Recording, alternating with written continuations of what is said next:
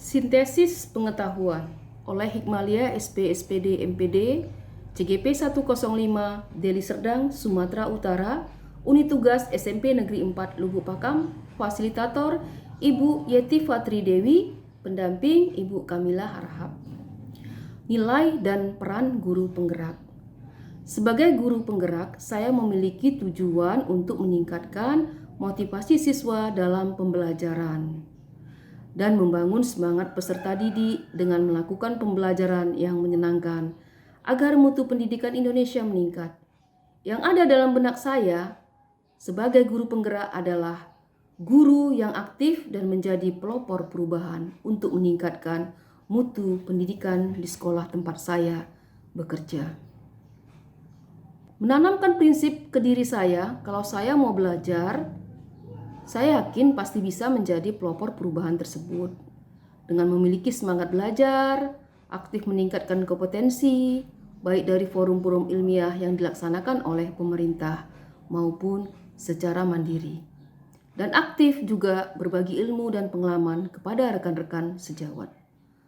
Merdeka belajar adalah situasi belajar yang aktif dan menyenangkan, di mana kita sebagai guru adalah sumber belajar bagi peserta didik kita dan berperan sebagai fasilitator buat anak didik kita.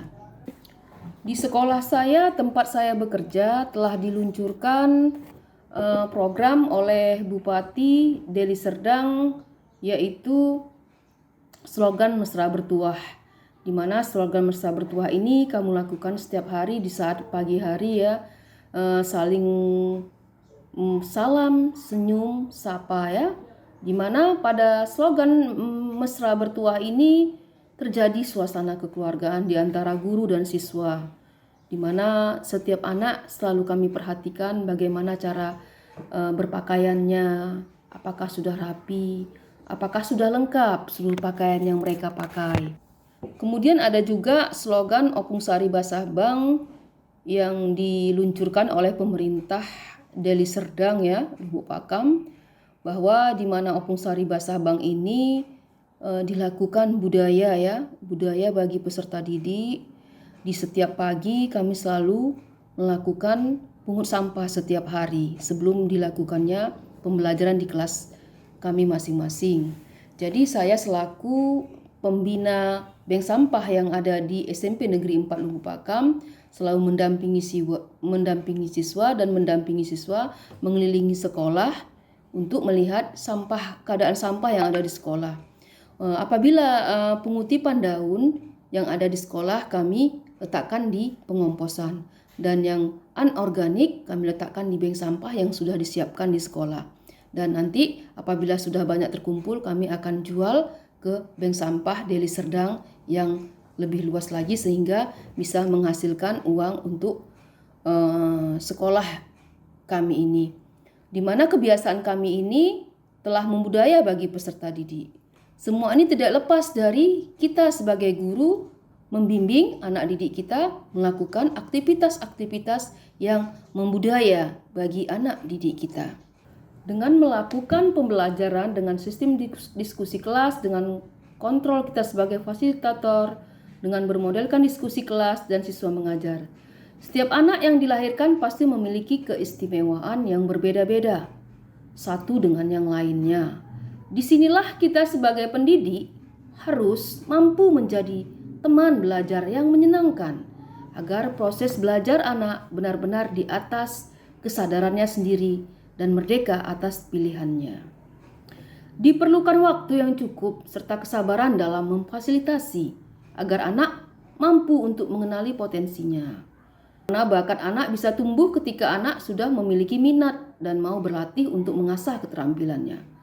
Dalam mengawali proses belajar, pendidik juga perlu memiliki kemampuan mendengar yang baik, tidak hanya sekedar mentransfer pengetahuan dan mendikte anak-anak atas kehendak pendidik. Maka apabila hal-hal di atas dilaksanakan, maka terjadilah merdeka belajar. Salah satu faktor persamaan antara mereka adalah persepsi terhadap resiko dalam kemerdekaan. Guru-guru yang didukung lingkungan yakin mendapat rasa aman dari rekan kerja atau pimpinan. Jauh lebih mudah mempraktekkan kemerdekaan. Peran hubungan ini tidak mengherankan karena salah satu paradigma yang paling diterima tentang guru adalah sosok yang perlu memiliki hubungan baik dengan banyak pemangku kepentingan. Peserta didik, orang tua, guru, kepala sekolah, dan komite sekolah. Kemerdekaan salah satu kunci pengembangan guru memiliki dimensi komitmen pada tujuan mandiri dalam proses belajar dan reflektif selama pengembangan. Pertama, guru merdeka memiliki komitmen pada tujuan belajar. Dia memahami mengapa perlu mengajarkan suatu materi atau keterampilan tertentu. Kita hanya bisa komitmen pada saat target ditetapkan oleh diri sendiri, bukan suatu tujuan yang ditetapkan pengawas dan pejabat pendidikan nan jauh di sana. Semua dari kita yang setiap hari bergerak, setiap hari bergiat memahami sulitnya konsisten terhadap tujuan. Salah satu tentang kita adalah membedakan cara dengan tujuan. Kita terjebak pada tugas-tugas administratif. Kita terjebak pada ketentuan-ketentuan birokrasi.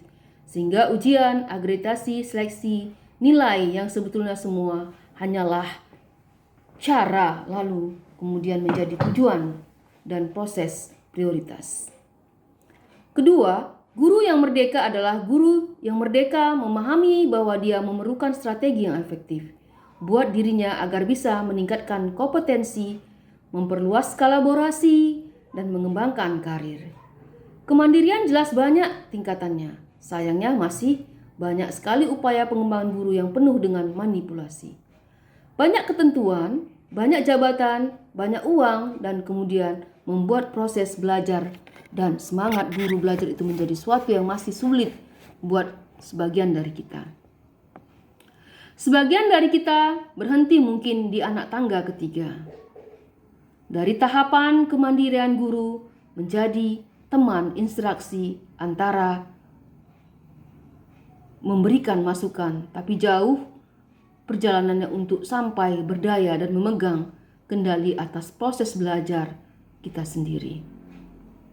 Ketiga, guru yang merdeka adalah guru yang reflektif, memahami kekuatannya dan mengenali area yang perlu dikembangkan, serta terus-menerus memantau proses belajarnya untuk memahami keterkaitan dan keberlanjutan antara setiap tahapan. Refleksi ini sudah mudah dikatakan, tapi sulit dilakukan. Mudah-mudahan dengan kita merefleksikan diri, maka terbentuklah merdeka belajar bagi anak didik kita. Wassalamualaikum warahmatullahi wabarakatuh. Salam guru penggerak.